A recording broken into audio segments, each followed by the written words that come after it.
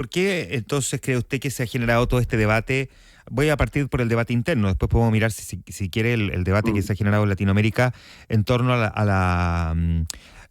la declaración del presidente Gabriel Boric. El presidente Gabriel Boric fue, digamos, desde el primer minuto muy crítico, especialmente después de la elección del 2024, respecto a lo que está pasando en Venezuela. No tuvo nunca, digamos, una disquisición siquiera en calificar mm, esto como una dictadura, que esta era una elección que no era legítima, en fin.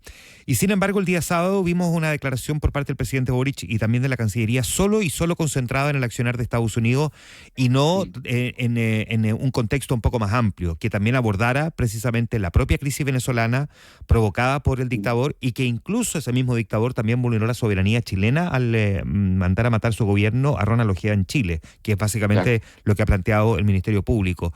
¿Por qué cree sí. que el gobierno no generó una declaración con un poco más de contexto, que es básicamente lo que se ha hecho Paula Narváez en Naciones Unidas? ¿Por qué aquí Sí. no cree usted que eso no ocurrió? No, yo creo que, a ver, probablemente por varias razones. Lo primero es que Gabriel Boric tiene una reflexión, y a mí me consta desde hace muchos años, crítica respecto del devenir autoritario del chavismo. ¿Ah? Es una posición que él tiene de antes de ser presidente. Y obviamente siendo presidente, eh, creo yo que ha expresado muy claramente, fue uno de los primeros gobiernos del mundo en no reconocer los resultados de la elección presidencial que Nicolás Maduro se robó.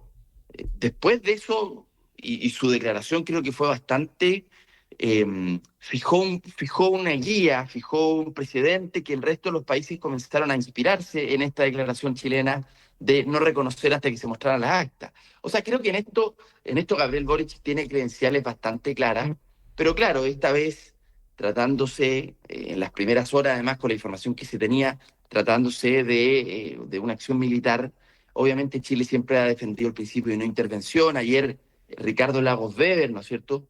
Hijo de Ricardo Lagos Escobar, que ha sido un presidente que también defendió con mucha decisión este principio de la no intervención. eh, digamos, hace recuerdo de lo que ha sido Chile como un país que ha defendido siempre el multilateralismo, porque además nosotros no lo defendemos solo por una razón de principio, también por una razón de intereses. Un país como el nuestro depende completamente del multilateralismo.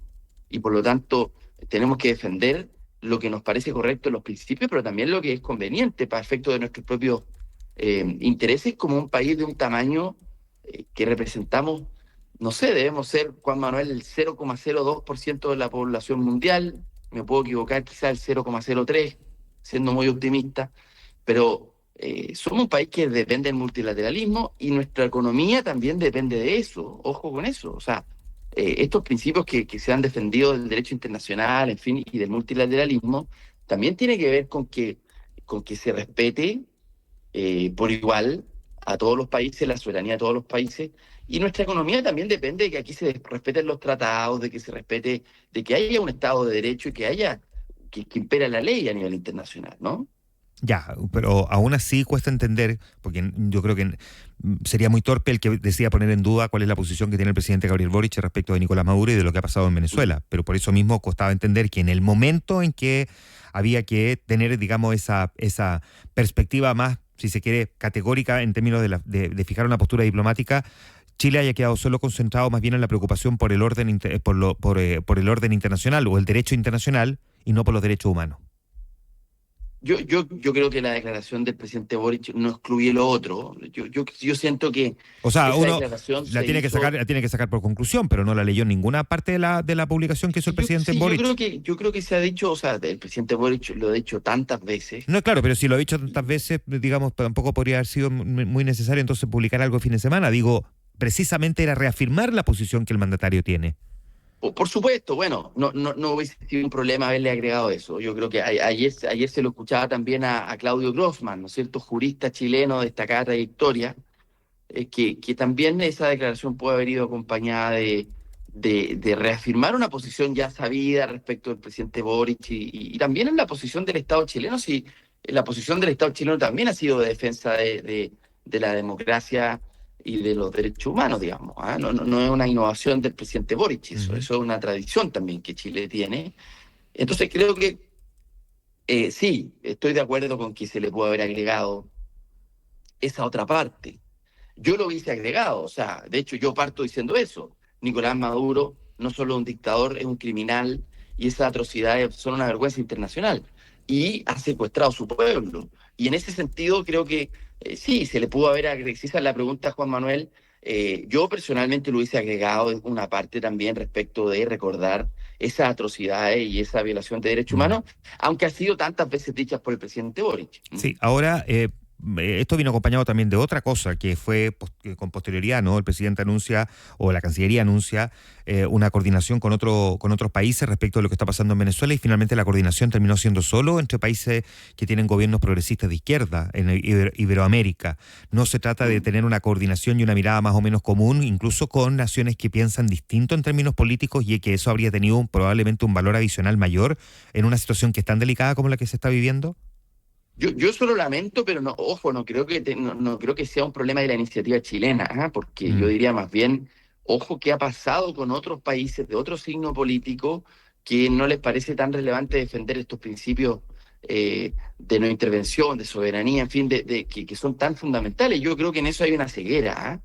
Hay una ceguera, probablemente porque claro, obviamente las ganas de que Nicolás Maduro salga del poder pueden ser más grandes, digamos, pero Claro. nunca hay que olvidar estos principios porque creo que de verdad, sobre todo América Latina y países como los nuestros que no tienen una influencia ni un tamaño tan significativo en el concierto internacional, quizás con la excepción de Brasil y de México, el resto de los países eh, no somos países que tienen una voz tan significativa producto de nuestro tamaño, de nuestra densidad poblacional, de nuestro tamaño de nuestra economía, en fin.